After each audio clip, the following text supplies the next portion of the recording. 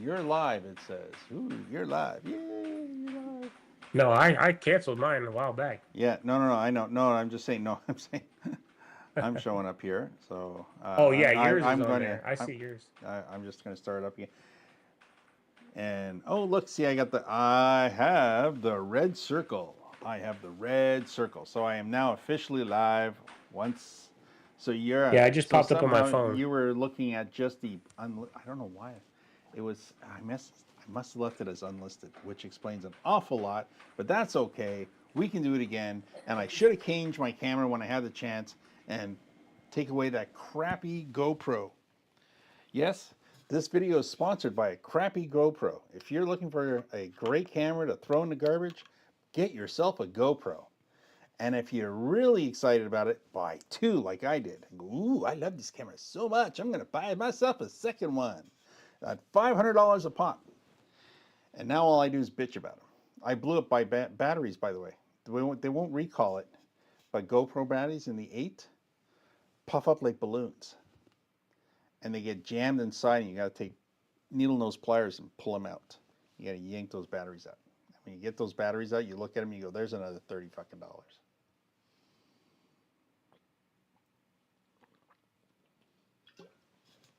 Okay. Ooh, ah, ooh, ah, ooh, ooh, ooh, ooh. No worries. Things working at your end or not working at your end?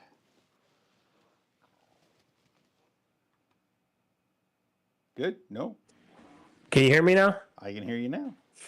Okay. I can hear you. I was trying to use my other microphone because my son won't be quiet and stop pounding on his keyboard. And this microphone picks up everything. Oh in yeah, the room. that's a cardioid. That's a yes.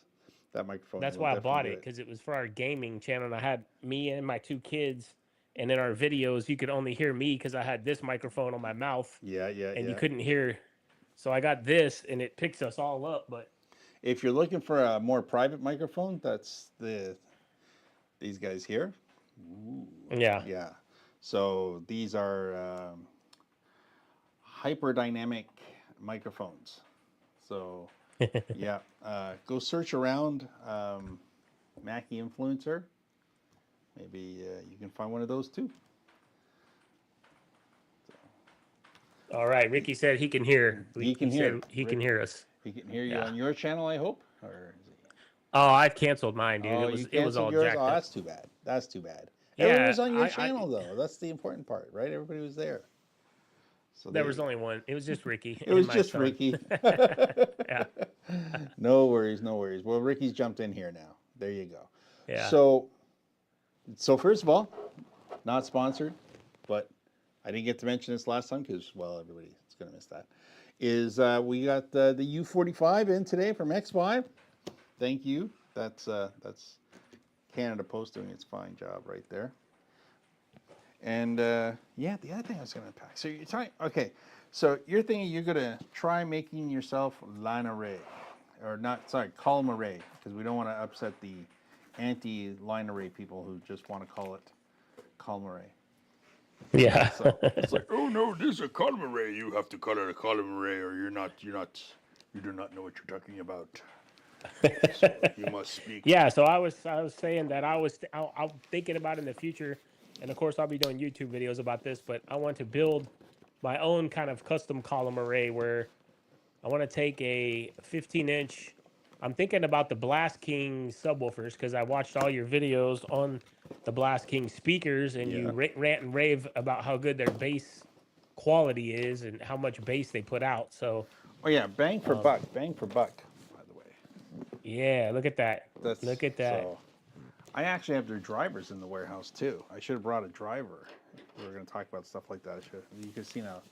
Yeah, their driver packs are badass. But a little smack talk about how good their products are. I said in a video years ago. I said I compare them to, like, if JBL, not JBL. Let's go Electro Voice, because So let's say Electro Voice or LD. LD's like Mercedes, and Electro Voice would because they're owned by Siemens, right? So they make windmills and powered speakers. So those guys are like BMW and Mercedes, where Blast King is like Mustang. It's like getting Yeah. it's like getting a big ass V8, supercharged, badass. We're gonna get you there by throwing a shitload of power at it. We're just gonna put the big ass tires. We're gonna throw a ton of power in the engine, and don't turn. Just go straight, real fast. You'll be fine. You'll be fine. So, but that's what Blast King's all about. I mean, their amplifiers. Their amplifiers are. We checked them, and it was like they only run their amps at about 6%. So they have one amp. They buy one amp, one badass amp for power, and then they do like Alto does, and they just basically they govern the preamp to adjust the amount of power the overall system is going to put out, depending on the size of the speaker they want to put it on. And this means the amp is very durable. Like their KXD series is like a 24-hour a day speaker. So, but they do come with a price tag when you get to the KXDs. And when you look at the video, you see the driver side. It's just freaking a monster inside of it. It's huge. It's just disproportionate to what you normally would see in that price range. It's something you would see is if you went off and you got yourself like a $1,500 or $2,000 speaker, and you took it apart and you went, holy shit, look at the size of the magnet and the basket on this thing. It's massive, right? Or the subwoofers. That's kind of what you get with their products. Ugh. This happens to be, people don't talk about this shit enough. These are the things we never talk about. Anyways, that's why I thought I'd pull it out here. I'm going, you know what? I had this, and I went, I was looking for something a little extra to talk about today, and I thought, this is it. Because I'm also waiting for... Get out of this room. Get out of the room now.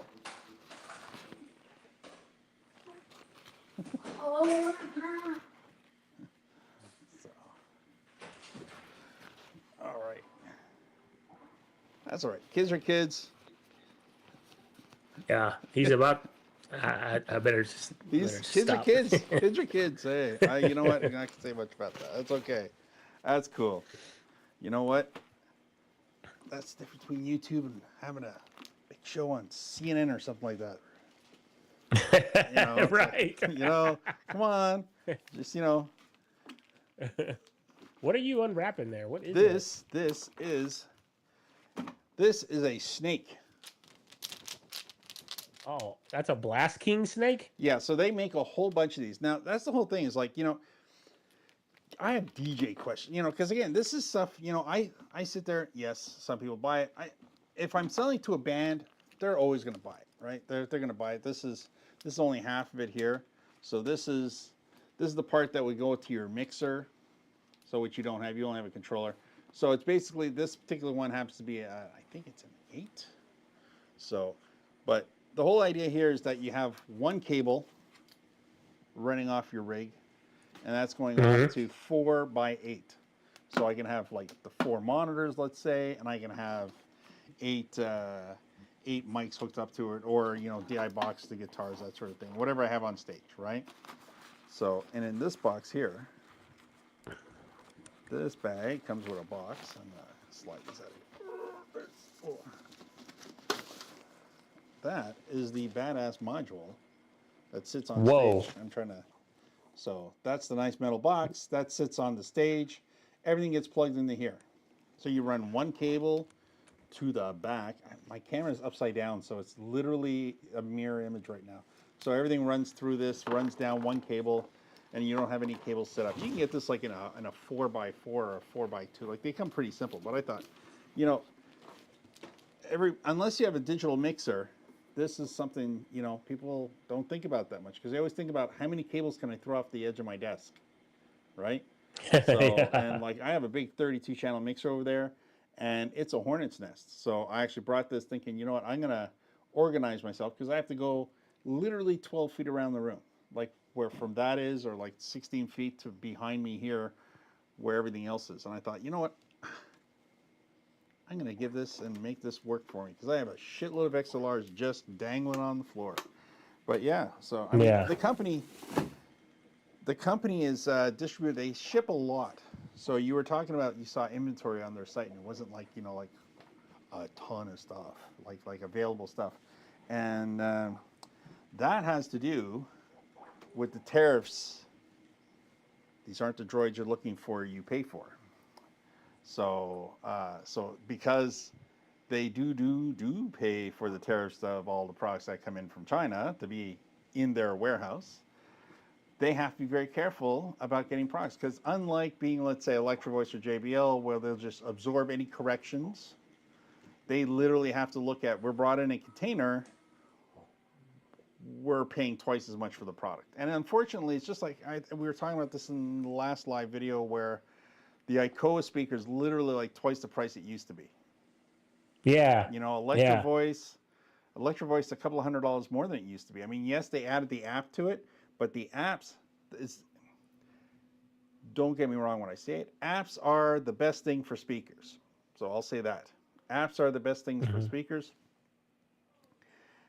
After the initial, let's say, $100,000 investment they make in making sure the app is perfect, and I'm really exaggerating that price, it's probably only like $10,000. There's no additional cost to putting that in the speaker after that. It's the same price as the old speaker, like 50 cents more. Yeah. So it's like there's not going to be any additional cost, except that they get to charge more for the product. So the idea is you think that you'd get more offer, but they have to justify the price points. So they add the apps, they crank up the prices, you get a better product. Ooh, it's all better. But Blast King, from what I've seen, haven't added any apps to their products. But if you're looking for a badass speaker, pretty badass when it comes to actually getting it done. And yeah, all your reviews. I mean, I watched all the Blast King videos, and those speakers, I'm like, oh, I want to buy that one. Oh, I want to buy that one. Oh, I want to buy that one. they're very standalone, unique speakers. Like their blade is very durable. They're people that are into let's say not Harbinger, Behringer. Yeah. People that are into Behringer, absolutely. There's a blade series they make, probably more powerful, more durable when it comes to bass performance. And but if you're looking for more, it's more of a high-end, heavy commercial grade, the KXD. KXD though comes with a price tag. KXD is well, I don't know how bad it would be there. Like for me, it's ridiculous. It's heavily disproportionate. But they're I think on Amazon they're around. I think the blade was like $429. Yep. And then, which is super reasonable. I mean, and then, but the problem here was nothing was in stock. Yeah, you're not going to get it on Amazon. Actually, back when I had my store, I used to sell it on Amazon in the States and had Blast King ship them for me. We gave that a try. So basically, they don't want to get into being the Amazon retailer, because remember, they're also a distributor for a lot of commercial brands. So I think they do Alto still, and they do a lot of other brands. They're a distributor, so they have a different name as the actual distribution facility. It starts with an I. I can't remember, International or Intel, I don't know. But they export a lot of brands. That includes their own. So Blast King, you'll notice when you do find it, tends to be in Spanish or anywhere in South America or the Caribbeans. I used to have a lot of them go to Jamaica. Lots go to Jamaica. So very, very popular getting them shipped out and going that way. I think they do bulk of their business offshore. That's why they're in Florida. They're happy to ship them out from there. They're actually very good at it. So, but it's an East Coast, West Coast. You put them up against JBL.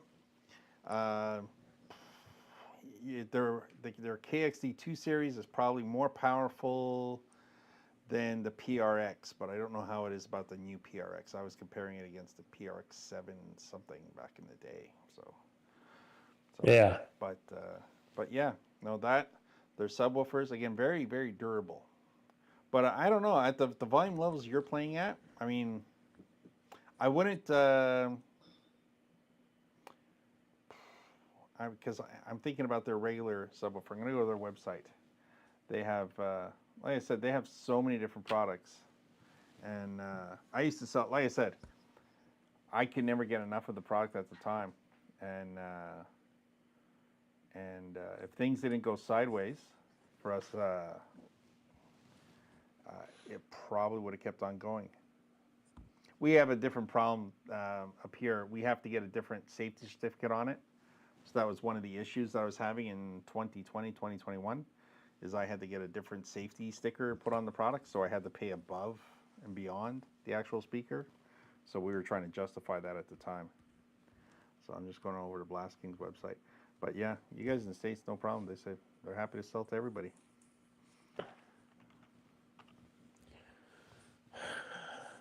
Well, I'm hoping to develop a relationship with them and maybe get a speaker or two of theirs on my channel for review, because I love bass. That's my favorite thing about speakers. And you rant and rave about the bass, so I'm like, I gotta hear these things.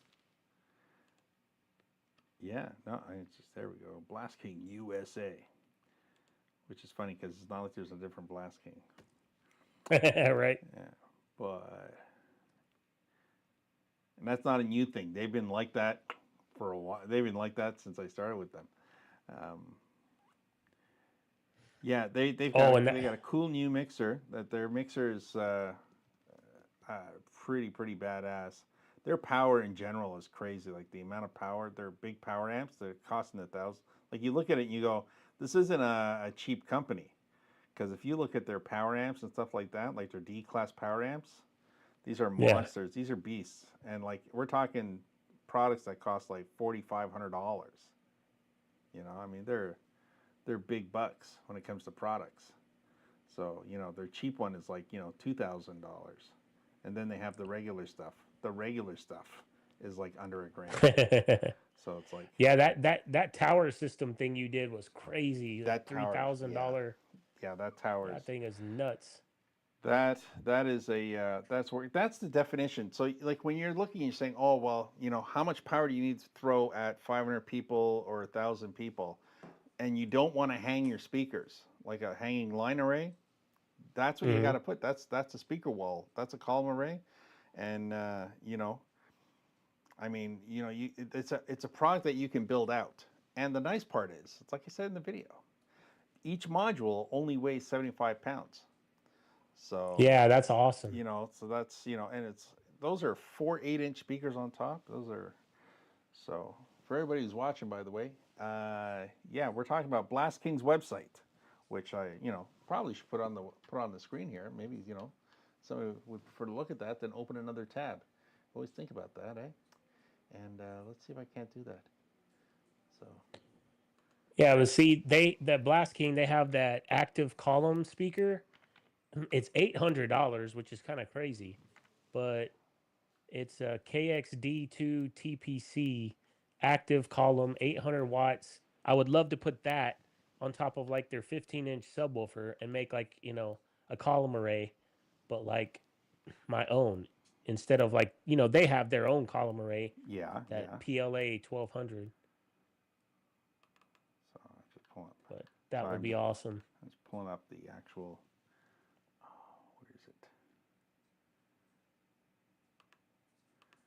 Sorry, guys. You keep talking because I'm just pulling up a screen here so I can put the actual Blast King website on the screen for everybody else, because, you know, it's like it's a podcast right now instead of being a vlog. So. Well, what up, Ryan? Thank you for checking out Robin's channel. He said that how funny. I just watched both of y'all's videos randomly just looking on YouTube, and now he caught us on the live. There you go. There you go. Well, thank you very much. And then he said, I've been searching for a TS112C video, and I've been waiting for Expert Island to get one and review it.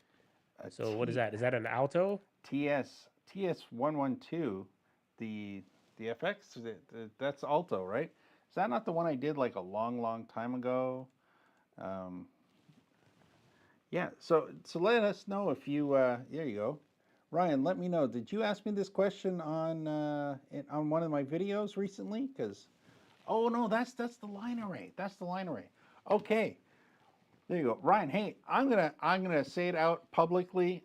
I don't think that Alto gives out any products as samples. And if you look at it, I think they're. I look at it and I know what Alto's intentions are with the products. And though they might be, it's like looking at an older Ferrari. You know, you look at it and say, man, that's really a cool looking badass speaker for a line array. It's a line array, by the way. So it would be like right up your alley there, James. Oh, I'm gonna have to go look at that. Yeah, Alto. Those are Altos. They have a 15-inch and a 10-inch that just came out, and like Okay. 3 weeks ago. So I did ask for them, but I'm having a hard problem getting through the front door and asking them. They seem to just let the actual dealers talk about the products, and what you don't get a lot of neutral, standalone opinion. Because of course, when I had the store, I tend to make a buying decision before I even sell to the customer, right? So before I put it in the store, it's not a given. I don't just look at it and go, okay, it's another Alto product, just throw it on the shelf. I don't do that. I literally, I want to like it. It has the fit for people who are going to buy from me, and I have to think it's worthwhile buying. So this kind of sucks. Now, at the same time, I think if I had the store, I would buy it. I think it looks pretty good. When I say it looks older, it looks like just a generation before of line arrays. Like, some of the companies like Yeah. Avante had a line array, and it kind of looks like that. And then it also looks the same as the first generation JBL a little bit, but it's got that little bit of a nose to it, the front look to it. I mean, it's just cosmetics. It's not going to take away from the sound of the speaker. I do like the fact they made a 15 though. That's really nice. They made a 15. So I know it's going to be much more reasonable. It's like buying the TS series. It's like buying a TS 415 or a TS 412. You're not. It's not going to be as powerful as, let's say, the Evolve 50, but at the same time, it's like half the price. So if you're doing gigs for 50 to 75 people on the dance floor, 2 of those are going to do the job pretty good. So, Yeah, no doubt. so that's a big plus for that. Imagine I'm still having an issue here, just trying to bring up. I got to close this just to try again. I'm just trying to bring up the. So Ryan. Yep. So Ryan said, I own the TS412s, and man, I love Alto. I know people consider them a low brand, but I absolutely love what you get for the price. Yeah, I mean, I'll let you comment on that first. I mean, I have my comments to when people say it's an entry level brand, because it's not. It's a company who just, in my opinion, just hasn't had a lot of success building the mid and upper level product when it comes to power. Because it's again, it's like buying a truck. It's like buying an F-150, an F-250, an F-350. Alto's like Toyota. They can't get out of that 1500, 150 class. They got the Titan, and that's about, they do crazy with that. You don't really see a Toyota super heavy duty, 2500 series class or 3500 series class. So, I mean, what are your thoughts on it? That's why we're here. I don't know, man. I've never, none of my DJ friends or anybody I know, I've never heard an Alto speaker in my life. So I mean, they look nice. When those new ones came out, I was intrigued. But my first speakers were Electro Voice, and then the best DJ buddy I have, his first intro speakers were Mackey's. So I've never heard the Alto brand. So only thing there is for me to get one and test it. That's for sure. So I mean, okay, so but yeah. So I mean, I'm thinking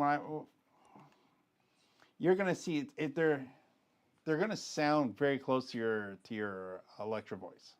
I'm not gonna take. Yeah. I'm like Ryan. I've never had anything but success and praise for the product. I said it once in a video like 5 years ago that basically. The Alto TS series is going to put Electro Voice ZLX in its place. The ZLX was the #1 selling speaker worldwide because it never changed the model number of it. They ran it for like 10 years, 12 years, and it was in a category all on its own. Nobody competed in that class range with them, like with a good quality product. Their only competition was the Eon from JBL. And it was like comparing bananas and oranges. Yeah. Yeah, you'll enjoy both of them, but they're not the same at all. Like one was for like school gymnasiums and stuff like that, being the JBL. It's the rugged, I'm going to rent out my speakers product. That was the JBL. And then if you were in a band and you wanted a good studio monitor, or you wanted some good main speakers for a bar, the ZLX. But they no, if you had a pair, you'd be going, yeah, this is like quality. This is like, But again, you don't need a pair. You can rent a pair. That's what I would say. Yeah. I'd say rent a pair just to compare, and then take it from there, because your opinion would be big on that, because you've gone through so many different speakers that if you had Yeah. that, people would like go, yes, I want to hear that. Ryan, make sure that James rents a pair of those and compares it against all the shit he's got now, because he's got lots of speakers. He can really tell a story on that. So one thing that you guys will learn about me is I'm a completionist at heart. Like I just love collecting stuff, and so I guess my new thing right now is speakers. So I told my wife I'm gonna set up like a little like studio in our house where I just have all my speakers, and like look, I have that brand, I have that brand, I have that brand. And she's like, please don't. And I'm like, you know me, man. I can't help myself. But I know. I wish I yeah, got into a I love smaller it. hobby. Yeah. I know, like I started with movies, and I got over 3,000 Blu-rays, so I have basically every movie I've ever wanted on Blu-ray already. And so this is the next thing, I guess. Man, speakers get very addictive, and there's always something else. They do. And then, it's like I'm looking for reasons to use them more in venues. So instead of, I'll be honest, I lend them out a lot of times, special events, charity events, stuff like that. It's like, yeah, okay, I'll set you up. We'll go set that up for you. I don't charge. Yeah. It's like, I get it all the time. It's like, really? You set us up with speakers for like the yeah. Don't worry about it. Well, come out, set them all up. You'll be all set. It's great when you're doing it for charity, though. I mean, corporate's like, yeah, you can buy me a couple of gift cards for some steakhouse somewhere. But no, Yeah. charity is like, you can help somebody out so they can do something good. Yeah, I'll do that. And So I'm looking at that Alto column array. Let's yeah, see, it's $800, which that's a great price. And then we got a 12-inch subwoofer. So there are so many 12-inch subwoofer column arrays. I don't know why they keep coming out with more and more and more. because they're And mostly, then the original concept is that they were for bands and bars. So a sole yeah, performer, somebody who's going to go in a cafe and set up, it's a big push for a DJ. I got to be honest. If you're on a stage, yeah, this is the part that I get confused, and it throws me off because I originally I was, and I'm the guy selling this shit, right? So it's like I was like, yeah, buy the column arrays, but I really had a hard time when DJs would come in and say, oh, I'm going to use the Evolve 50s. They're about the most powerful thing at the time. And 5 years ago, they were absolutely the most powerful thing at the time. And I think you had a pair, right? yeah. I had a pair, and they were awesome. I mean, they're still awesome for sure. Yeah. So I mean, to me, it's you take the bass driver, right, and you're putting it on the floor. Yeah. And I mean, it's not just a subwoofer; it's also your bass driver. It's your low frequencies. It's your 12-inch bass. Your main driver Yep. from your speaker. But now it's on the floor. And I always struggled with if I put 50 people on a dance floor, the person in the back, 12, 15 feet away, are they going to feel it? Are they going to feel the energy? They'll hear the volume. I don't doubt it, because they're tall enough. But are they going to feel it in the back? So No, they won't. yeah. See, that was always my concern going. Phew. So. Yeah, the column arrays, as far as that goes, the only ones that I think can really make where you can feel the bass, like the Maui 44 G2s, then those are 15-inch subwoofers, and again, those are like $7,000 for a pair of columns. And then of course, I haven't heard those new Evolve 90s. with the 18-inch subwoofers and the Evolve 70s with the 15-inch subwoofers. I'm sure those, are really good. But as far as like a column array, they provide a good hotspot, on the dance floor, but like 20, 30 feet away from the dance, that's it. It's gone. You're not feeling it. Like if you want the feel, you gotta move into those big point source subwoofers and speakers. Yeah, yeah. See, and that's how I look at it. I mean, if you had a stage, I don't see a problem. But to me, it's Yeah. still not. A point source speaker elevates the mid bass. Let's call it that. It gets the mid bass off the floor, where a column array gets volume across the room. I mean, you go look at a concert setup where they have ribbons hanging from the ceiling of line arrays. The reason why it's called a line array is because they have one big ribbon in the front that you see, and to get in the right place. Yeah. So you get, and then behind it, most of the time, you get another one or two of subwoofers only.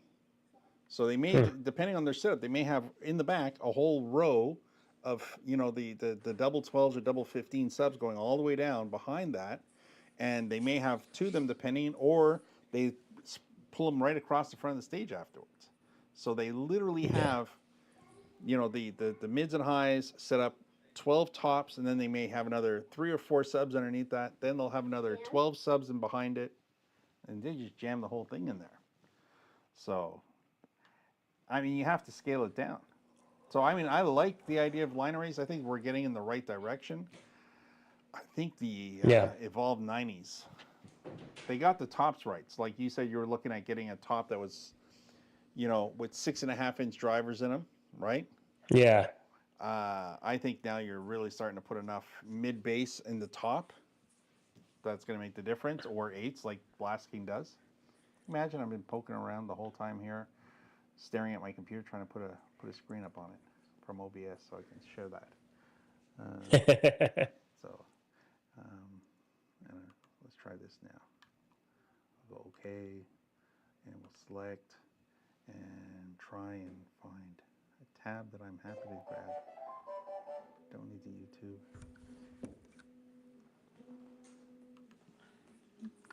Finally, okay. All right. Here we go. So Ricky asked a good question. He said, if I have a budget of $2,000, would I get better value from a line array system or point source speakers? Which would offer the best performance for the price? Man, we could go into that one for a long time. By the way, Ricky, how old are you? First of all, I'm going to ask that obvious question. How old are you, Ricky, or how fit are you? What a valid question for sure. That's what it comes down to. It's like, I mean, I'm not being lazy. I'm happy to pick up 75-pound speakers and do all of that. But I mean, occasionally you look at where you got to go, and you got to schlep these speakers an awful distance to get them where you want to go. So, and then you have to assemble them. Yeah. So you have to assemble, which is why everybody does line arrays now. And I can't blame somebody for doing that. I would do that. It's the lesser two evils. Yes, okay, if you're going to do a big setup, you're going to do a school. I mean, I watched a video, and it's a perfect example because everybody asks, how do you do a school, or how Rick did a school, a DJ Rick, and he showed a video of his school setup. He was doing a prom or something like that. And, literally he had, they were probably JBL PRX subs in front, and he had 8 of them going across the whole front of the stage. Yeah, I remember that video. Like, I mean, that's a perfect example of, getting it in there. If I was doing a wedding, the thing I tell people when they're shopping is that you got to fight what everybody's listening to. Everybody has a set of earbuds.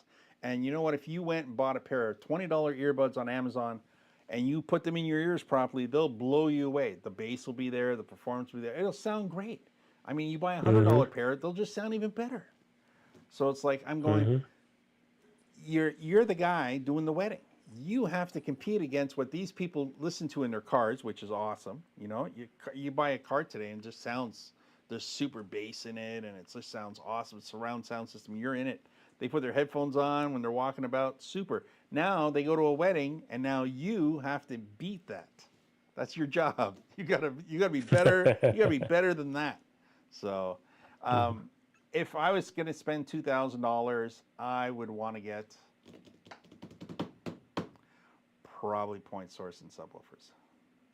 Because, Yeah. and it also is, I mean, I'm also being picky about what I listen to.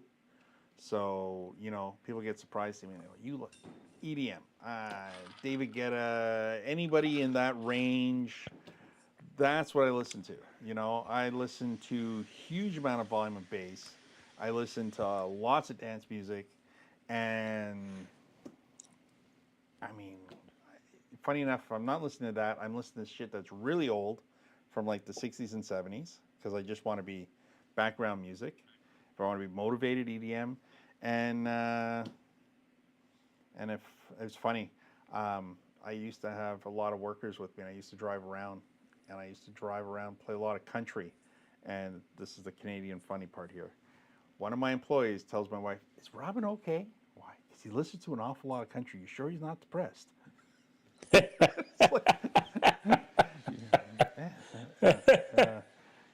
There's a lot of happy country songs Yeah, I know. about It's drinking and having a good time.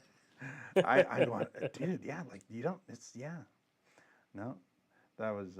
I got another funny story. Yeah, let's get back to so $2,000. Then I'll tell you a story about. I spent some time working for a company called FutureShop, which is basically Best Buy. So, and I'll tell you a funny story about that and the video department there because that's where I worked.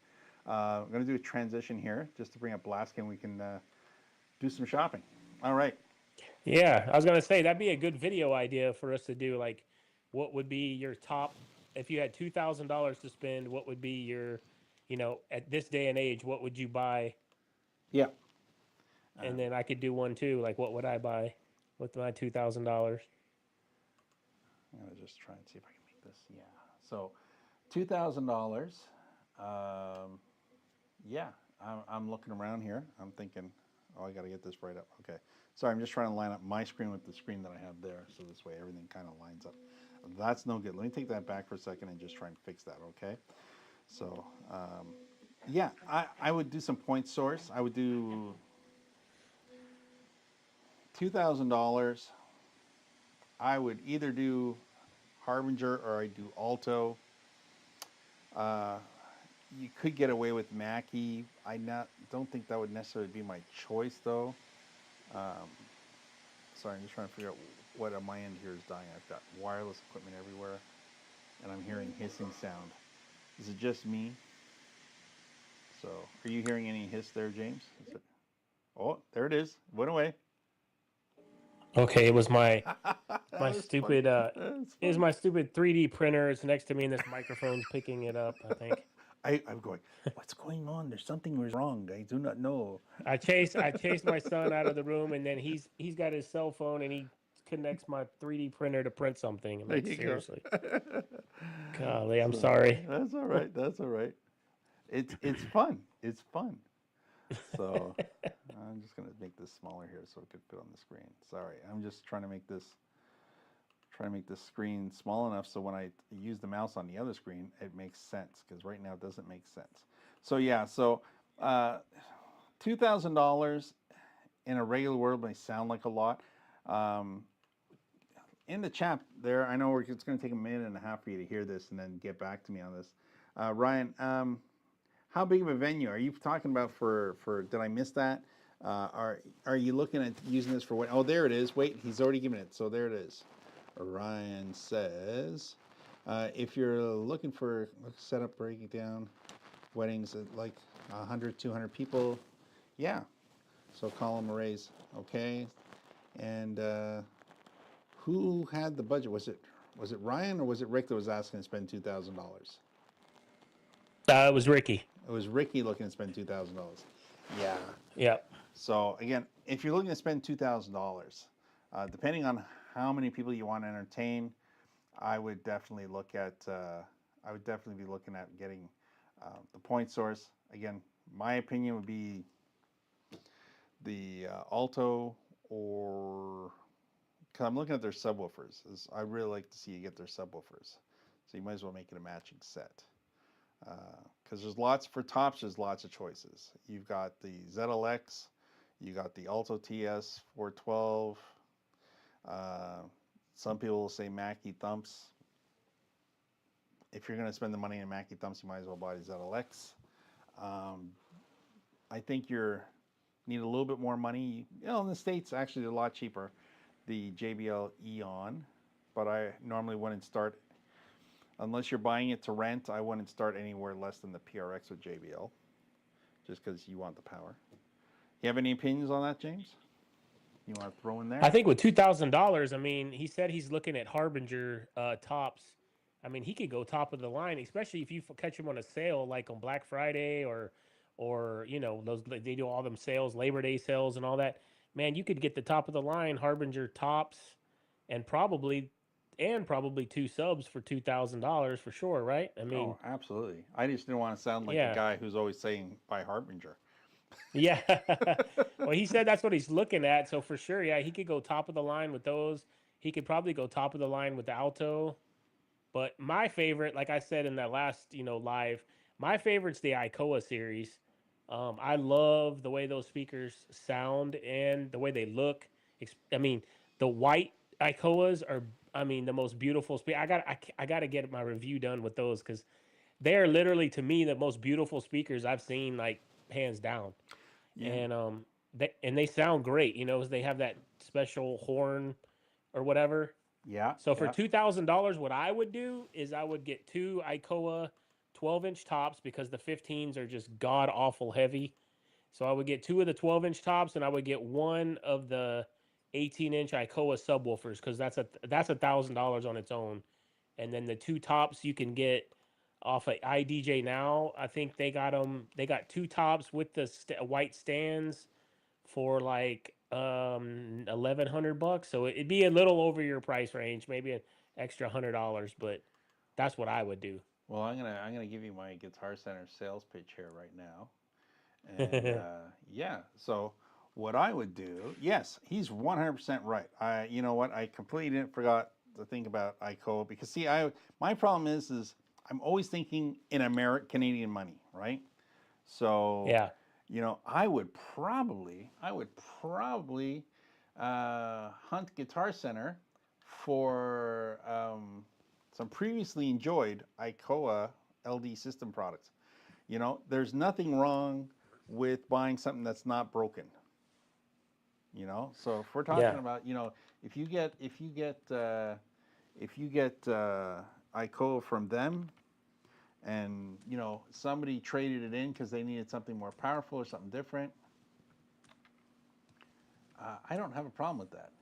I do not have a problem with that at all. So do they have me tagged for Canada? I gotta sign in there. No, they got me as American right now. So yeah, so a lot of times they'll have, you know, because here you're gonna get one subwoofer if you buy retail, right? It's only $1,000 in the States. Holy shit, man! It's like almost twice the price in Canada. Like $1,000. Wow. $1,000. That's awesome. So yeah, you can definitely get two tops and a subwoofer. And I'm gonna say, I mean, James has used the subwoofer. I haven't, but I'm gonna say based on how good the tops are for generating bass, I think one subwoofer will do it. You spend $2,000 on a package, and you'll have one badass friggin' package. Because you'll be take my word for it. That ICOA 18-inch subwoofer, it's the best $1,000 subwoofer you can buy hands down. Like that one no, don't get me wrong, it's huge. Like the box is huge. And that's probably why it sounds so good. One of the reasons why, because I also have the 18-inch EV ELX 200 18-inch subs, and the ICOA 18 is way bigger than the EV, and it's way heavier also. But I got the casters on it, you know, so I'm moving around with that.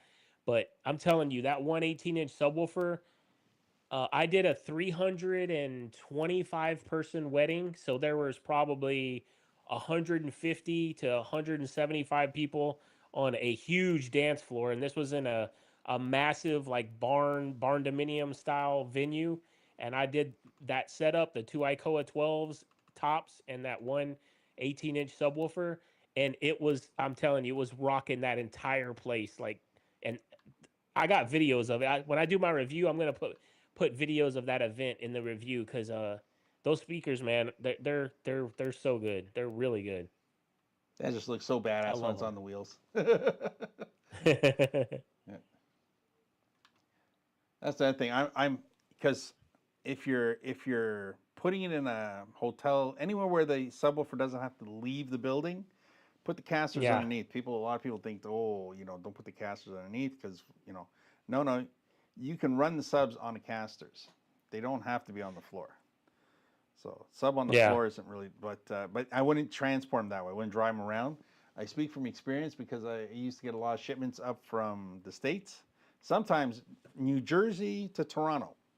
That's like going from friggin' Dallas to Houston. And I would get a shipment of subwoofers, and because the boxes are stacked, the subs, the box is standing upright, the subs are all broken off in the box, broken away from the actual box, the subwoofer box. So it's like, really? Like, what are they doing in the transport company?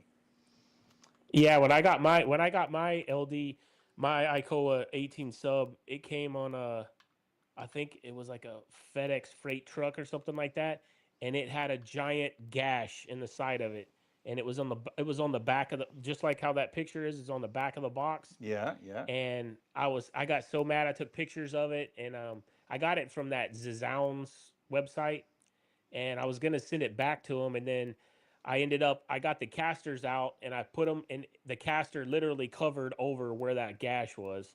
And so I was like, okay, I'm never gonna see it again. So I'm just gonna keep it because I was like, chances are I'll send it back. They'll send me another one and it'll get damaged. So I'm like, so I was like, I just emailed them and told them, hey, this happened or whatever. I'm not asking for any money back or whatever. I just wanted to let you know. And they were like, okay, thanks. But yeah, that subwoofer is big and it's heavy. But let me tell you, man, that thing sounds incredible. So yeah, I mean, if you're looking to get more bang for your buck, so like here, I don't, it's, why is it $200 only off? I mean, I'd expect a little bit more than that. By the way, I'd have no problems, by the way, calling and negotiating for a price like that. Cause see this subwoofer here? So somebody at this store, and people ask that, like, you know, condition-wise, price-wise, right? So this subwoofer is $50 less. Look at the front of that subwoofer. Can you see that? Yeah. Like, what the? Okay, rule number one: if you're gonna trade shit in, wash the thing first. Right? At least clean it. Yeah. Clean it, and all that means is you're devaluating your products when you bring it in the door. It's like, oh my gosh, what is spilled beer all over it? You did like, oh, that's no, that's not beer. That's Chardonnay. Oh my God. So, or somebody looked like they puked on it. Anyways, I mean, look Yeah, at it, it's pretty nasty. exactly. Anyways, so it's bad enough the guy who brought it in didn't clean it. The guy who took the picture to sell it went, fuck it. I know. Fuck it. I'll just, I'm not cleaning that puke off of there. It's like, For real. it's like, so you get to save $50 if you're willing to break out the Windex. Yeah, if you're willing to clean somebody else's puke off. I mean, of I it. don't know what it's like. It's like, oh my gosh, it's so nasty. Don't bring that to my house, man. I'm not bringing that home. No, just trade it in, dude. Let them have it. But it's like, it's like anything. It's like buying a car. Like you go shopping for a car, and that's the crazy thing about Guitar Center. This is the best part: is that they'll show you stuff from all over the country. So you can find something that was traded in California. You can find something that's traded in Ohio, and the guy in Ohio was like, never used it and took care of it, and it's like they'll ship it to you. And if it shows up damaged, they'll just take it back. It's not, I'd be more pissed off the fact that I missed out on an opportunity to buy something, but I mean, they'll do that for you. So I mean, yeah, and to save money to get more is pretty good. Plus, I mean, it's negotiable, and they'll have sales on shit too. I promoted this last time. They had a 10% off on top of that. So if you're buying used gear or open box, by the way, is the best steal of a deal. So if you wanna buy something, you buy it online on their app. A lot of times they offer you a $10 promo to buy it right away. So you just buy it and it's yours and it's done, and you save 10 extra percent. And you bought an open box. An open box, by the way, is a weekend warrior who bought it for a party, put it on his Visa, used it, had fun, brought it back, and said, and I kid you not, this is coming from a guy who owned a store. Yeah, it was really good, bud. I used it. It was awesome. Everybody really enjoyed it. But then on Monday, I realized I don't need it anymore. You know what? I don't think I can't see a reason that I need this anymore. I'm just going to bring it back. I'm going, do I fucking look like Costco to you? Yeah, right. You got to come up with and a. I also realized that I don't have the money for it. Yeah. No, I used to get that at Halloween all the time. People try and bring back fog machines after Halloween. Yeah. And they going, you know what? It didn't work right. Why didn't it work right? It sent off my smoke detector. You mean like I told you when you bought it that it's going to set off your smoke detector, that you're going to want to use this outside? Yeah, but I can't use this. Yeah, but smoke detector, those fog machines are final sale.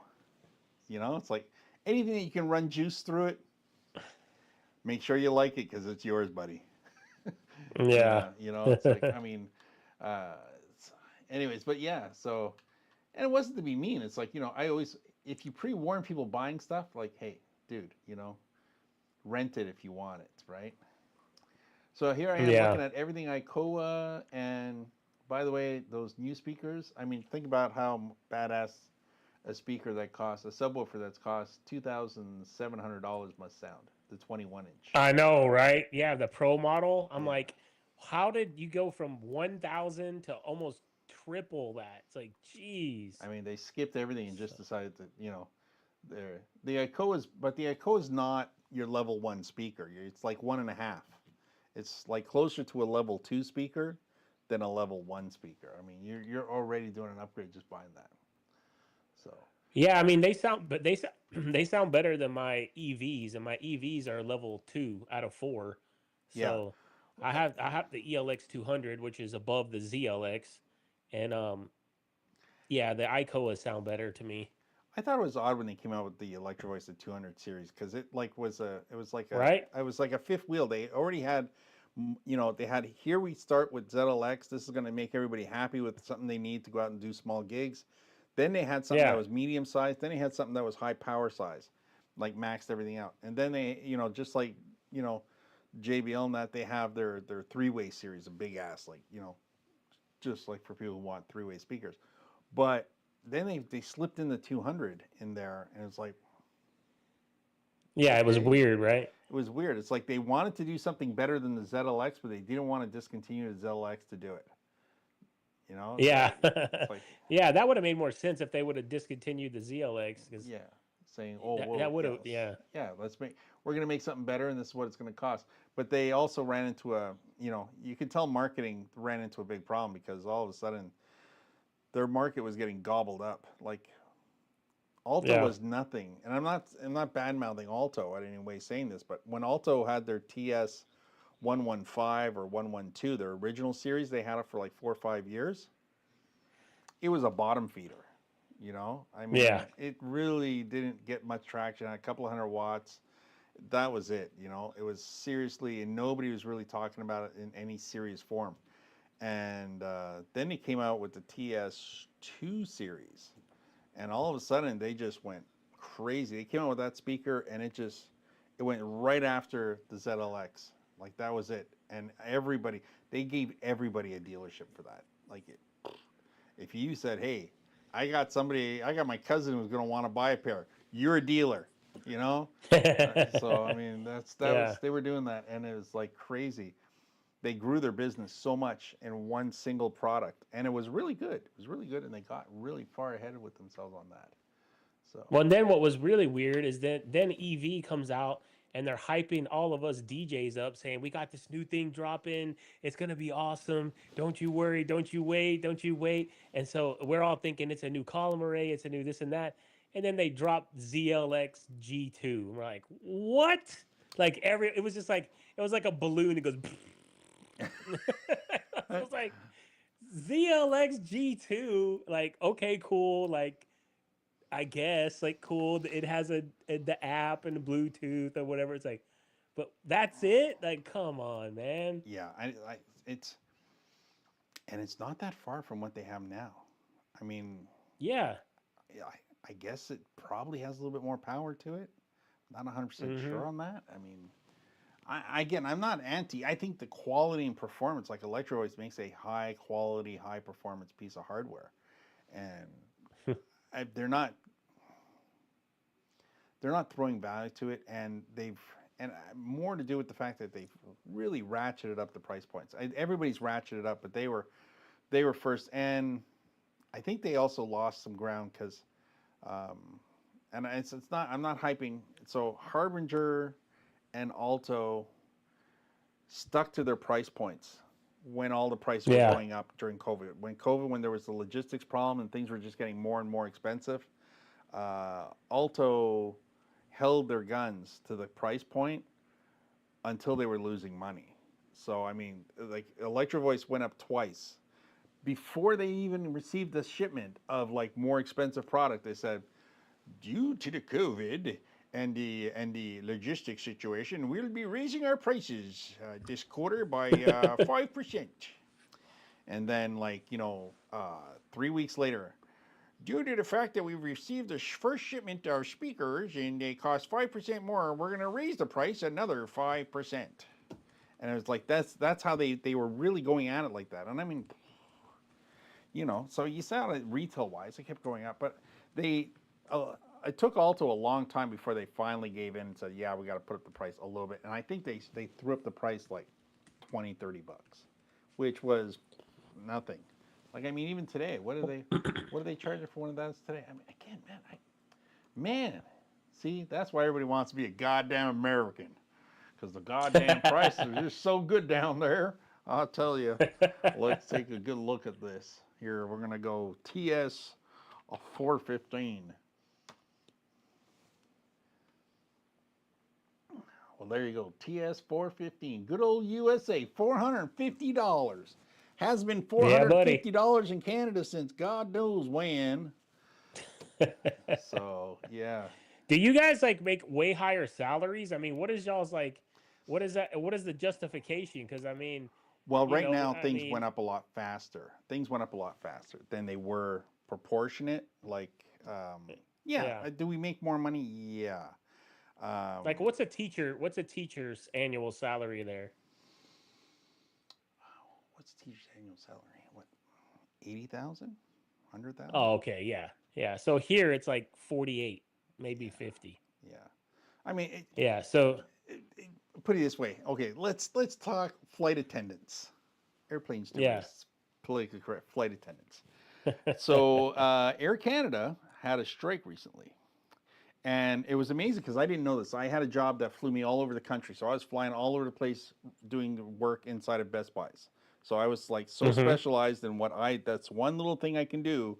I would fly all over the country to do this. Anyways,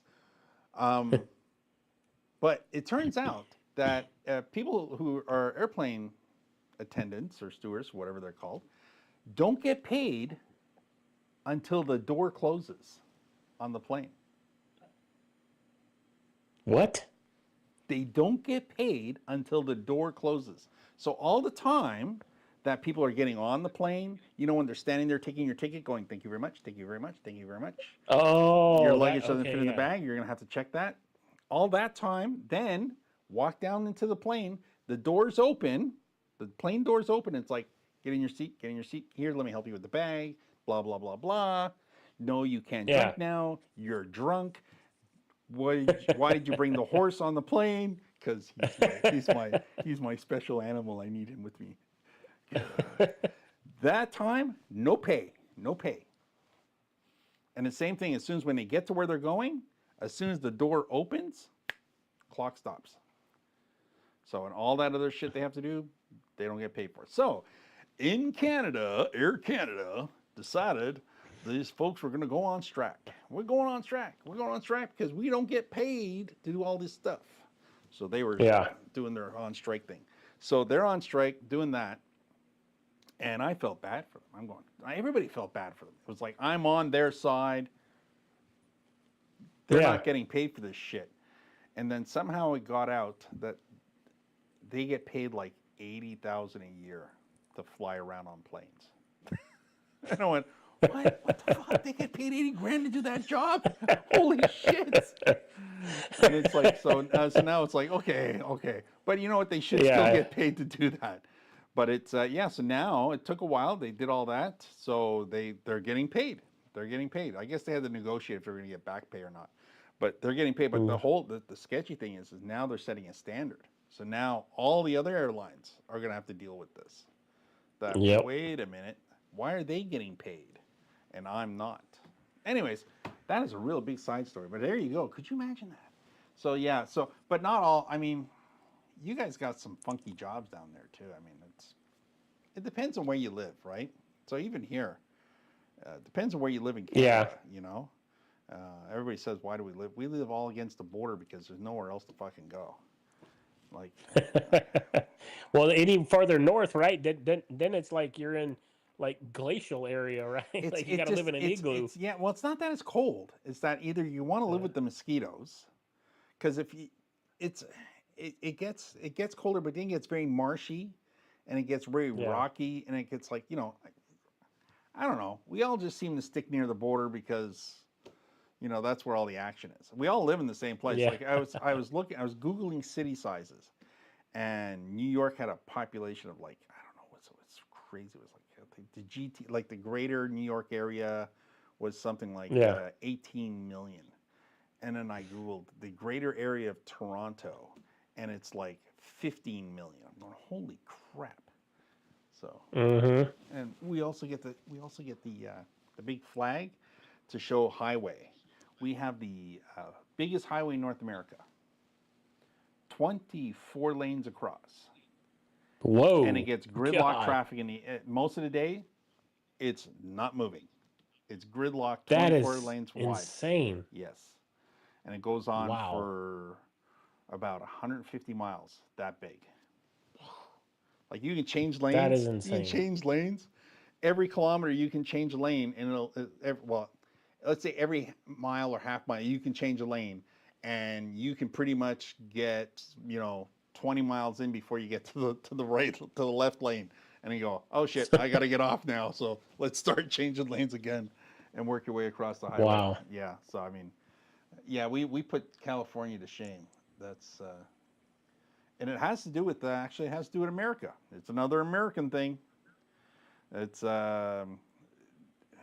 we basically are the highway for east to west. So people, the U.S. transport trucks will actually jump onto the Canadian side to drive down at the coast because we don't go through the Adirondacks, the mountains, and all that. You can stay flat on our side, so you get a lot of the U.S. trucks.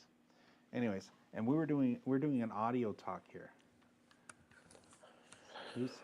Well, it's interesting to learn. I mean, I would love to go to Canada sometime and check it out. My dad was a truck driver, and he used to go up there all the time, and he used to tell me, that he liked. I mean, he liked the land and all that. He wasn't crazy about the people, but it's different. But it depends where you're at. I'm sure if I went to California, I'd be like all super picky. It's like Yeah. I spent time in Florida. We go travel down to Florida. I don't like the politics, but man, I love the people. I just love going to Florida. It's like an awesome place to go. I'm entertained. People are all nice. When I was a kid, I used to go down to Houston all the time because that's where my brother lived, and it was like super cool and super nice. And it's like we lived like 2 blocks away from a bayou. It just don't go near the bayou. And then as a kid, that was always don't go near there. And then it would rain at 3 o'clock in the afternoon, and the street in front of all the houses would just flood with water, just for like 20 minutes. That's normal. And then it would be gone. That's back normal. Back to the public pool we go. Yes. But yeah, it all depends on where you go. It's like you come up here, you go to Montreal, and you're like, ooh, this is like the best thing. I grew up in Montreal. I would never move back to Montreal. I'd go visit there. But yeah. Born and raised in California, 2 miles from the coast. See, now that's, you're just showing off now. 2 miles from the coast. You know, and I bet you it gets boring. You know, like it's like, oh man, I go to bed, I hear the ocean, and then I close the window because it's so annoying. It's like 2 miles. Yeah, you know, I live like a block away from Lake Ontario, and on a stormy day, it's like awesome. And it's like, but it's like, yeah. And yeah, so yeah, where does everybody live? So you're in Houston, I'm up here in Toronto, Rick there. Ryan, where do you live? You still there, Ryan? Yeah, he's still there. He just posted. James, you were the one that posted in the DJ help desk about those Chinese speakers, and everyone was up in arms, right? Yeah, I mean they weren't up in arms, but I did post in there about the Exoton speakers, and I just posted in there, hey, if you know if anybody's looking for some cheaper column arrays that are actually pretty damn good, check these out, and I posted a link to my video, and I put in there that a lot of it'd be great for guys who have a multi-op DJ business, because multi-ops, they always want to try to standardize everything, and I think for like weddings and like small, parties for like 200 people or less, you send all your guys out with these Exoton 15-inch column arrays, and they'll be perfect. I mean, they'll do a great job. So I just posted that in there just, to get more clicks on my video and to like try to help people out. And a lot of guys come in there, everybody is so brand loyal, and which is, not a bad thing, I guess. If you got some speakers and you love them, well, that's cool. But it's just like, you don't have to make everyone else love what you love. It's like, just Oh, say, hey, I love these and I think they're cool, but you don't have to force your opinion. It's just like politics. You don't have to force your opinions on everybody else. Just do you. And that's what I said in my post. I said, hey, nobody's forcing you to buy these. All I said was, I think they're good. Check them out. If you don't want to check them out, then don't. I'm not. I'm not sending them to your house. I 100%. I sold a lot of consumer grade, and people would always ask me that. Well, why? You know, they come in the store, then they're looking at JBL, and they're looking at Electro Voice, and they're looking at whatever else I have on, and the store was literally divided in half. And on one side, it was all the commercial brands, and on the other side, it was all Yeah. the consumer brands.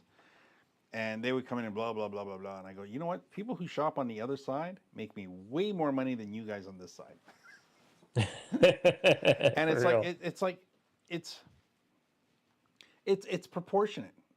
What people don't realize is there's a lot more people buying consumer product than there is buying commercial product, and then there's commercial stage 1, 2, and 3, and then there's hanging line arrays. People, oh man, that's $150,000 rig up there. Yes, it is. How Yeah. many are you going to sell? You know, Yeah. I mean, there's One it's every 10 years. yeah, exactly. Like, well, you know, it's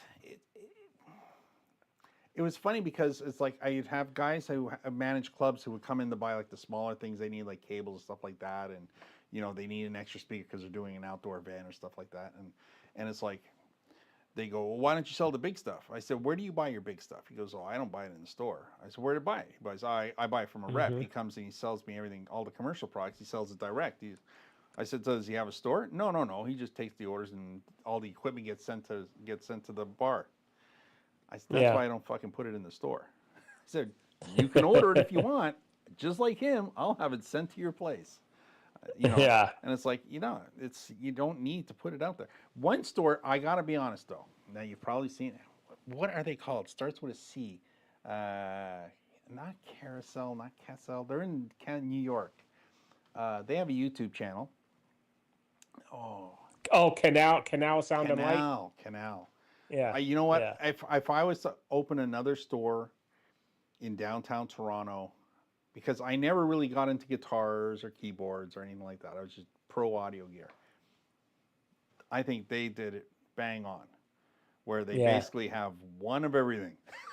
Like the Yeah. entire, one of everything, and you know they have one of everything because they're in the downtown New York. There's no place people come pick up. every time they do a video, they literally unbox the shit for the customer to demonstrate that it works. Because you don't want to sell something and the customer goes, says, "Ah, yeah, that doesn't work, man. It's something wrong with that speaker, Mm-hmm. man. There's no good. He's no good." So you test it before they leave, and you go, "Look, it works perfectly fine. This is how it works. Turn it on. Don't blow it up. You'll be good." And then you put it back Yeah. in a box, and you help them out to their. Thank God they show up in a van. Goodbye. Go on your way. But I think that's awesome. Like he had a bigger market than I did, and he was like, that was very, very smart. Anyways, but it's smart that he always takes a video when he unpacks it for his customers, because then it looks like, oh, look at this. I have a big rack system. I have this. I have that. I have this. Anyway, Yeah, I it thought was I'd throw smart. it out. Yeah, That's well it was a done. great way to get access to everything. I never thought of that. Like, I mean, I never, because I wasn't making videos in that sense back then to say, oh, wait, let me do this. I did it occasionally with some mixers, like bigger mixers that I would only order in. It was like I had a church. I said, look, I'll give you $50 off if you let me unbox it and do a video with it, and then I'll, show this way you guys will have Okay, a how-to. And I went, oh yeah, no problem. I'll save the money. Go that's ahead. cool. So, I always felt Yeah. guilty playing around with other people's equipment. I'll play around with it with them there, saying, here, this is how you use it, and show them this is where they're good. But I really wasn't a big fan of, like, messing around with other people's shit after they paid. Yeah, for but it. I mean, you could give them the link to the video and be like, if you ever have any questions, watch this video, and I'm explaining everything on it. You know how to use it perfectly. So Yeah, I always thought that was a good idea. Then at the same time, I'd always be like, because of like my wife would like 5 seconds after the box hit the dock in the back, she'd be on the phone going, "Mr. Johnson, your order's ready for pickup." I'd be like, "Fuck." Yeah, of course they you don't show have up an enough hour later. time. They show up an hour later. I'm here to get my mixer. I'm so excited. I'm getting a new toy. Yes, you are. There you go. So I live vicariously through them. They buy it. I look at it. Ooh, very nice. There you go. Goodbye. I'm not attached to anything. So except for what am I attached to? I'm attached to these headphones. I'm attached to the in-ear monitors that I use. Oh yeah, it's weird the things you get. Like the brand that I'll bitch about the most is Mackie. The brand that I use right here every day is a Mackie. The 32 channel console mixer that I have over there is a Mackie. And I always tell people that, you know what? I mean, just because I bitch about it doesn't mean I don't like it. It's just like, it's like, it's a brand like that. They've trimmed out so much that, I mean, I like my flashy lights. I like my buttons. I like things to have all the stuff. Like if I want to have Yeah. an EQ, I want to have a 7-band EQ on my mixer. If I want to EQ the room from the mixer, I want to EQ the room from the mixer.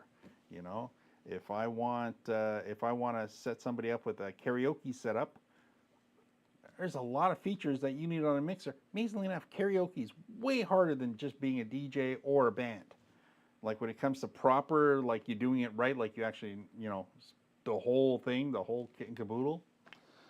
It's you need to have mute options on your channels. You need to have you have to have the ability to solo on your channels. You need to be able to do all these things per channel at the same time. So this way you can throw a proper karaoke party.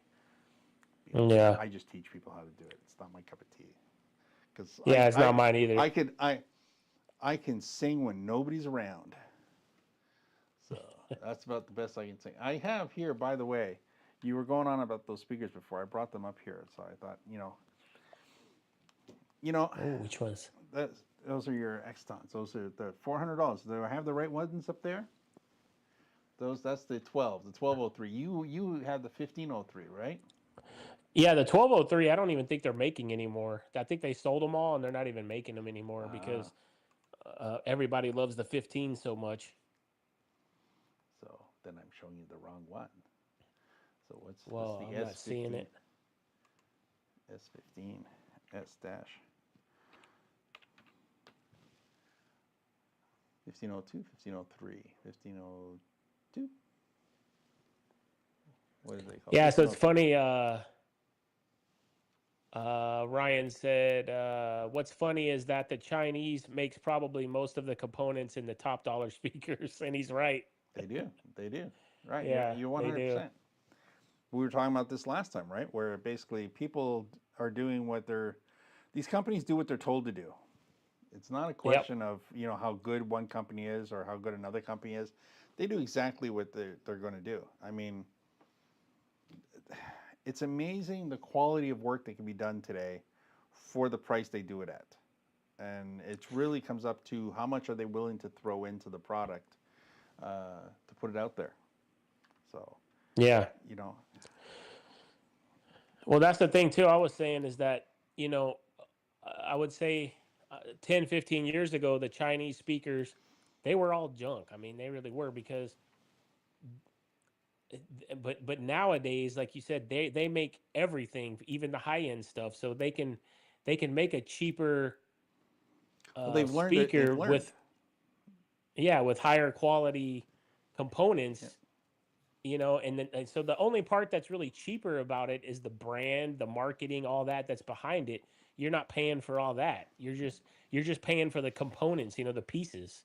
No, And that's for so sure. yeah. No, and that's it. Like, I mean, yes, I can tell you there's some things that are missing because we dealt with that ourselves. Is that they don't have a burn-in period. Sometimes they trim the wrong pieces out, so sometimes they're missing a diode or a resistor, and you have to be careful about connecting them with your amps at your mixers or controllers at the same time, because you don't want to have a popping sound on the speaker. These things happen. I have Hmm. speakers that have the same issues, and I know what caused the issue, and I'm going, ooh.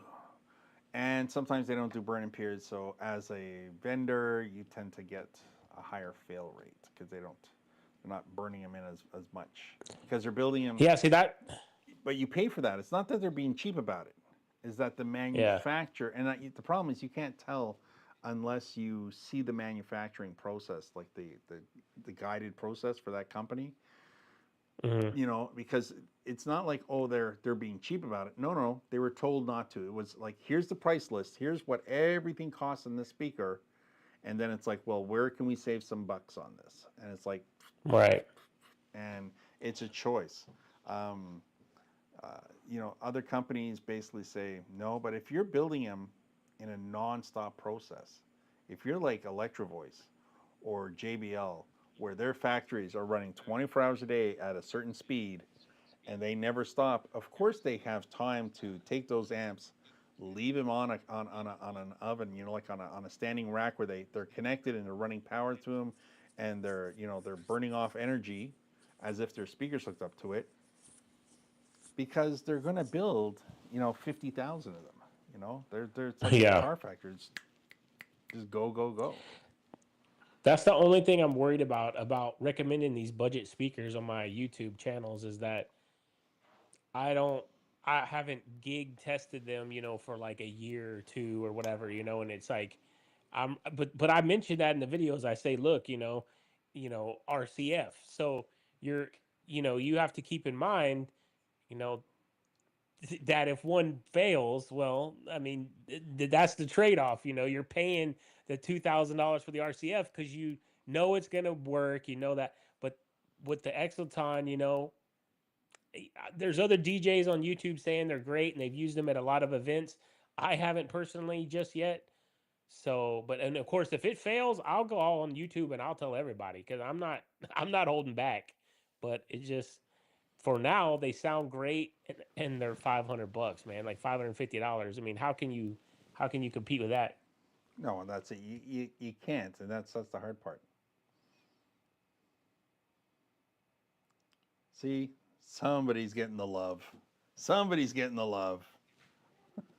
Yeah, kiddos are going to There bed. you go.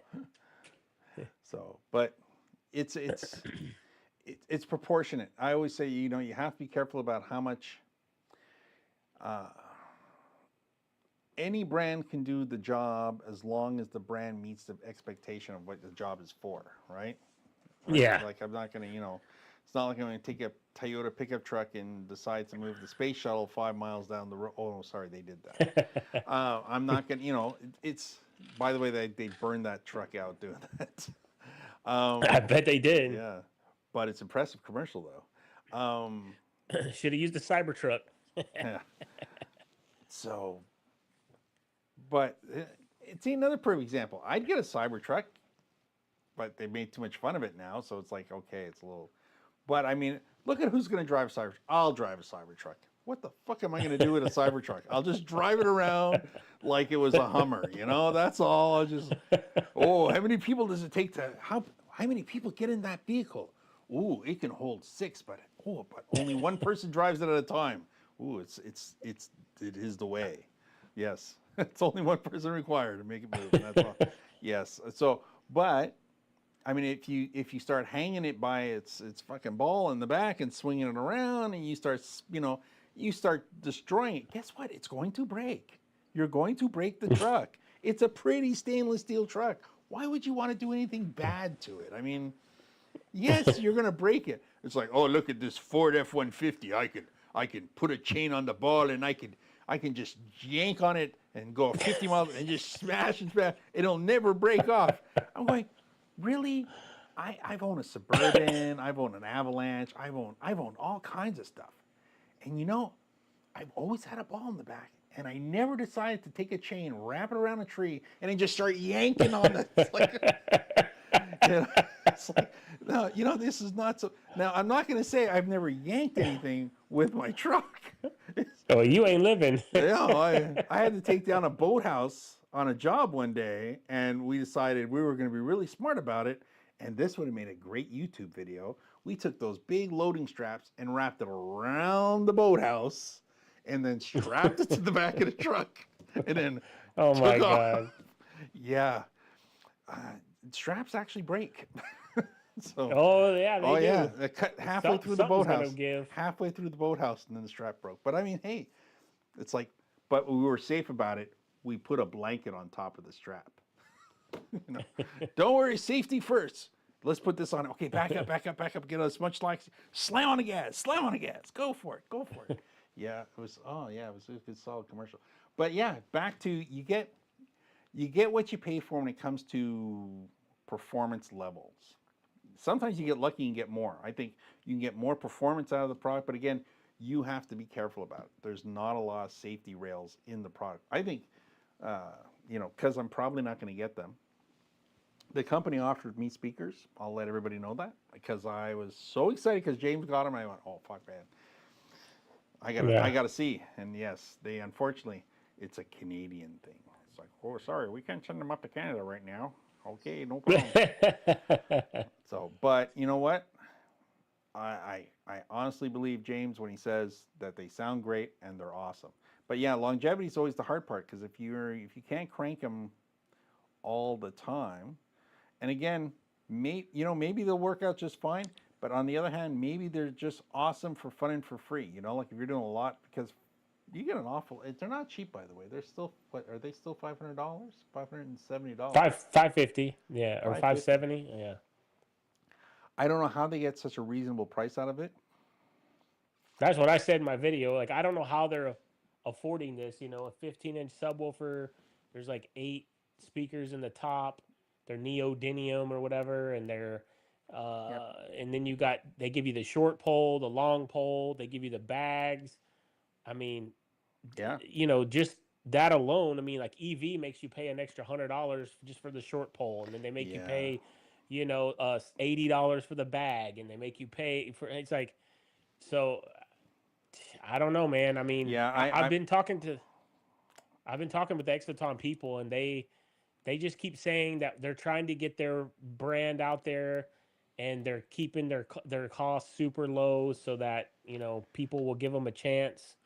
And I think you should. I look at the other products, and it's like remember before I was telling you half my store was consumer grade products, right? The party stuff.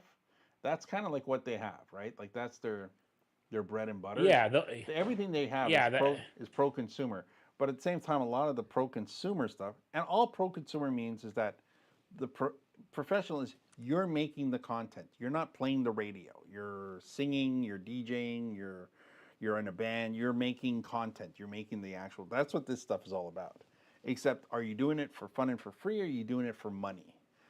And if you're doing it for money, you're buying pro gear because at the end of the day, it has to work, guaranteed. But we were talking about this last time. It's like, I mean, I would, I would, I'm amazed. Like I would be the guy who'd be like chicken shit and always bringing a backup pair of speakers with me, because it's like, Yeah. I'd always be concerned about a fail rate. So it's like this. It's like this is exactly the same as Gemini. Not a Gemini. As yeah, it's a Gemini and as a Pile. It looks just like the Yeah. Pioneer system, right? One of their, Yep. you know, it's consumer level. And personally, I've sold hundreds of systems like this. I've only sold a few dozen by the big brands, right? But I've sold hundreds of them in this price range because everybody wants them for the kids, football games and baseball games and soccer games. They want to take this out and just set it up outside, and do their game Yep. announcement. They don't have a budget. They don't have $1,000 budget to buy this. They have a $300 budget to buy this. So, and these things last forever. If you don't abuse it, they last forever. And that's like, they sell this for like $300. Is it the best system? It's a pretty good system for $300. And like I said, it all comes down to who needs what for what, right? I mean, if you're charging a customer $300 for the day, I expect you to come back with something a little bit more powerful, a little bit more substantial than that, that'll carry a larger space. But again, if someone's renting it, so anyways, but I can talk about that all day. But I think a lot of people don't take enough value in rental. I don't know how the rental industry is down there. I know up here, it's brutally cheap to rent up here. Like, if you own your own business, like I have my own independent store, and then we have this big chain store up here. It's like Guitar Center, but it's not. It's called Long McQuaid, but they rent their brand for like nothing. They literally like $12 for a speaker, or $20 for a speaker, $30 for a subwoofer. So you're renting your entire gig for $100. Wow. And you're renting Electro Voice, not Electro Voice. You're renting Yorkville, which is like in the same price category as Electro Voice or JBL. It's like it's like the expensive shit, right?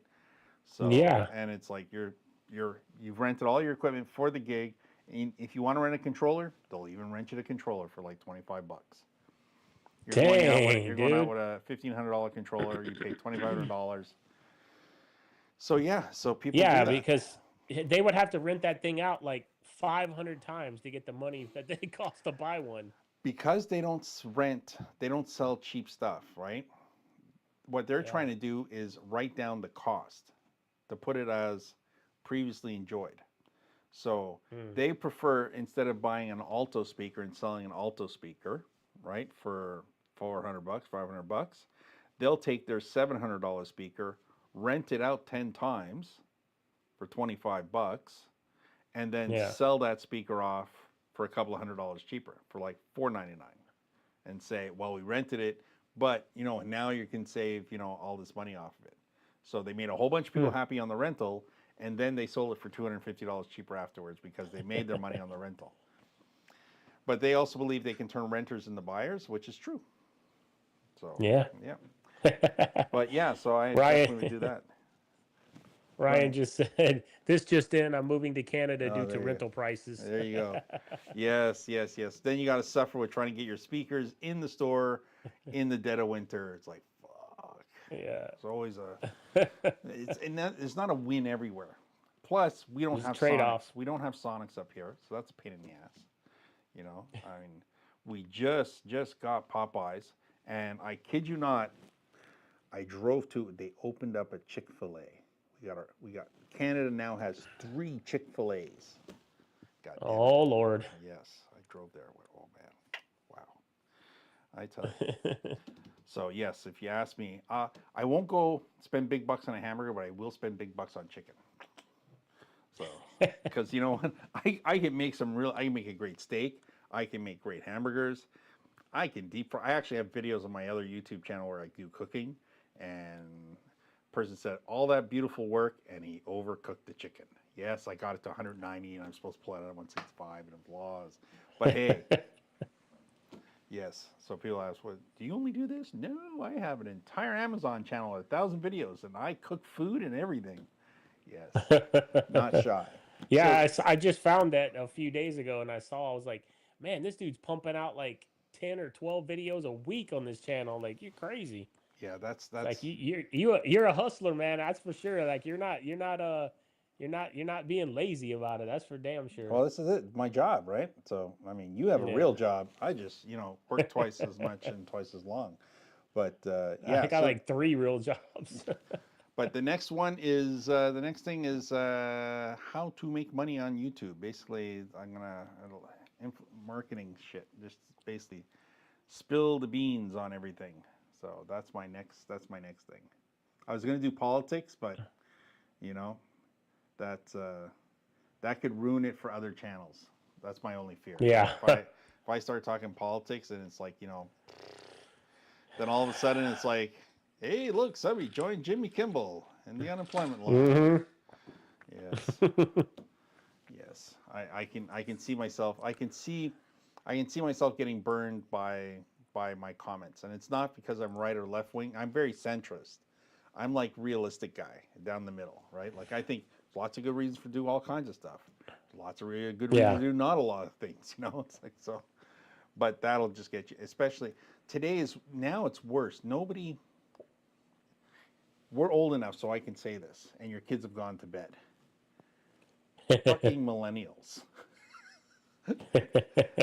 You got to praise them all the time. It's like you can't criticize them. You can't criticize them. I can't, if somebody asks me about something and they're like, they're like 22, 23 years old. You first have to start the conversation by saying, I'm sorry, I love you. I'm going to say that first, okay? So this is not about you. This is about what you did or how you did it or the work you're doing or the whatever not. I'm criticizing your content, or I'm criticizing the thing you did, right? Like how you did it. It's not a personal thing. It's a job thing. You asked me for my opinion, and you didn't.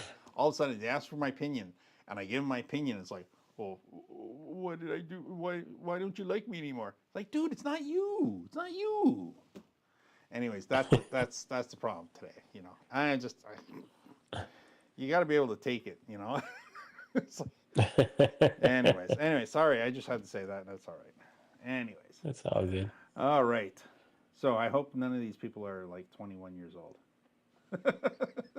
Anyways, so we're all set. I guess you know what? It's pretty late here. So it's pretty late here. It's 11 o'clock there. It's coming up 12 o'clock here. God damn it. Thank you for all those people on the West Coast that actually watched this video. We did this for you. We did this for California. That's right. We did this for California today. We did a late show, because it's, and also James went to dinner. Did you go to dinner after all? Yeah, we did. And I always damn near every night from 9 to 11 my time, so it'd be 10 to midnight your time. I usually stream, or I don't stream, or well, it depends. Sometimes I stream, sometimes I make videos on playing video games, PlayStation. So that's what this room is. This room was, like a gaming studio type thing, and now I'm trying to convert it into a YouTube studio, I guess. I don't know. So because my DJ channel seems to be taking off way more than my gaming channel, so I guess I'm gonna focus on that because I can't like do a focus gaming on channel. I like doing a gaming channel. more than one. I, Yeah. What games do you play? I am a classic gamer, so I play classic games because then you can talk shit while you're gaming. Because I can't do a first person shooter game because one, I don't care because I get killed all the time. I'm like the target. So Yeah. I mean, I don't do first person shooters either. no, I'm a PlayStation guy, so I do I have a channel dedicated to getting the platinum trophies. So where you go into a game, you get every single like achievement or whatever, all the trophies. And so the games I play are like just games that I absolutely love because it takes hours and hours to get all the trophies and everything. And then I record it all with OBS, and then I'll cut it all up into a video and show like, my journey, like getting through it. So I do mostly like first person. I like adult oriented games. When I play games, I want to do stuff that I can't do in the real world. So I like Grand Theft Auto. I like the last one I just did was RoboCop Rogue City. That was an awesome game. Um, I Tell you how like long it's my been favorite. since I've been able to play, and it's not that I don't want to play, and I've actually bought in consoles and never used them. So it's like, um, ever since I started, doing the audio stuff but um, PlayStation 3, I think I was last Yeah, major console I had, but we used to play all the time, and I mean all the time. It was their version of Halo. It was like yeah, cartoonishy in a sense, and I forget what it's called. I actually tried playing it a couple of years ago, and I had to use a private server because they don't even host the game anymore. What was it called? Anyways, you drove jeeps around, you had guns, you just everywhere was live. yeah. It was live streaming, and it was like there's like 24 of us live killing each other all at the same time, and it was the only game I was good at. And then I get invited to like, oh, come play this, come play that, and it's like, dude, all I am is freaking target practice. I come to these games, and it's like, really, this is Yes. what we're gonna do Yeah. on See, Thanksgiving. We're I gonna, don't like games where it's competitive, like you're killing each other. So no, it's like yeah, Thanksgiving was me and always my that. yeah, me and my best friend like Brad. Me and him are playing Helldivers 2 right now. It's an awesome, but it's you're on the same team and you fight the computer. You don't kill each other. So it's much better that way. So yeah, no, it's like, does anybody what is the name of that game? Yeah. Anyways, but yeah, like I said, I play some old shit. Like I'll play Bust a Move. Oh, that game is awesome, dude. I have memories with me and my dad playing that where you shoot the little bubbles and they bust Just the bang different bang colors. three at a Yeah, yeah, time. You yeah. got to get three boom, and it's just like a puzzle, Yeah. right? But the whole I point is love it. you can Yeah. play that game and have a conversation and not give a shit. It's like, Uh-huh. you know. I mean, that's it.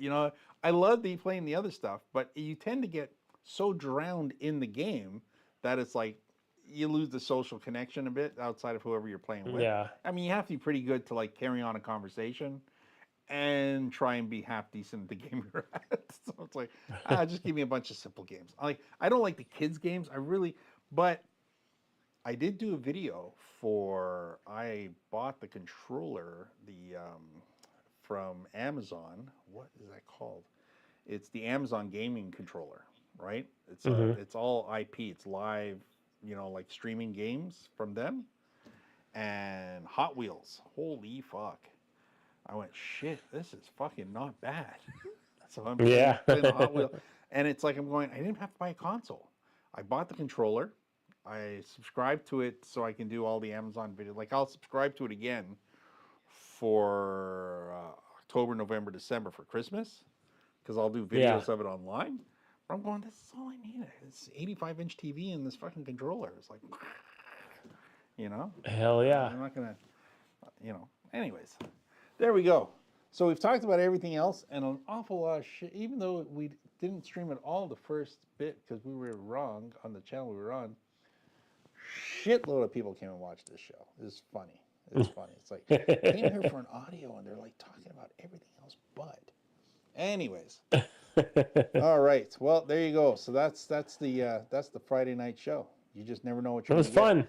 There you go. There you Yeah, go. exactly. So, alrighty then. I hope you got some subscribers off this. If you haven't subscribed, by the way, you have to go to his channel. That's what the QR code is on the screen. Of course, now everybody's going to start logging off. Look at that. As soon as I say we're wrapping up, everything buddy leaves. Never do that. Yeah. Talk, and that's all you do. Anyways, all right. James, that was very much fun. Thank you for coming out today. I asked James to come join us at the last minute. I was just going to do an unboxing, and it was going to be like half an hour, but now it's been like 2 hours. I tell you, you're gonna go. Well, that's what happens. Yeah. That's what happens when you start talking. Give your wife my love. That's very important. And then tell her, Yeah. this was only supposed to be an hour. That's okay. It's That's all okay. good. All Like I right, said, James. she knows every night for 2 hours. I'm in here playing. So Oh, and there you go. you just stole my PlayStation time for tonight, but it's all good. Oh no. There you go. So we're all set. All right. And the past shows he used the Mackie 32 channel mixer and promised to make another video talking about it. Oh yeah, that's right. You know what? My apologies there. You're absolutely right. I was gonna do. I have to do a video on. Sorry, he's asking a question because I have this big, the original. I have to read the back. It's called the Mackie 8-bus mixer. It's the original console from the 90s. The very first. So before that, consoles were made like in slivers, like a track, and it would be like all these big giant things. It would be a big transport truck that carried it around, and it would cost like $50,000 to $100,000 for What? mixer consoles. Oh yeah, for like a 64 or 32 channel mixer consoles, they were more expensive than cars. So and I Wow. showed it to you. I have this 32 channel 1990s mixer console, the very original, and it's sold with the LED bar on it that has every channel has its own Dancy lights package. But people have offered me big bucks just for that little piece. That was for like $3,000, $4,000 in 1993, and it was like it Dang. killed the industry overnight. Mackie basically took over the entire mobile industry because you went from people only renting equipment, so they would literally spend like $500 a month for a mixer console at the best, to now they could buy it. Every church bought one. Like every church had one of these. This is like what they all had. But yeah, so I was Yeah. going to do that because I was supposed to get, and again, it's because I didn't send a birthday card to Donald Trump. I'm sorry.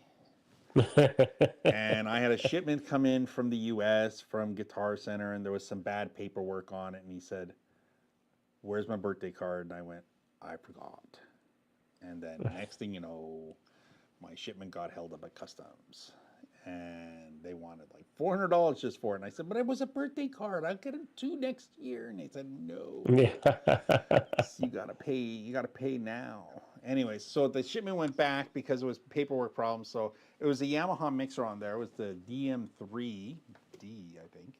Anyways, I was gonna do a comparison video because like all of a sudden this digital mixer, you know what $1,600 gets you today, which is all digital and is absolutely beautiful, state of the art stuff, wonderful piece of hardware, compared to this big giant, I kid you not, I think it weighs 110 pounds, 32 channel mixer, Whoa. 32 channel. The power supply alone that comes with this, when I turn it on, all you hear is boom.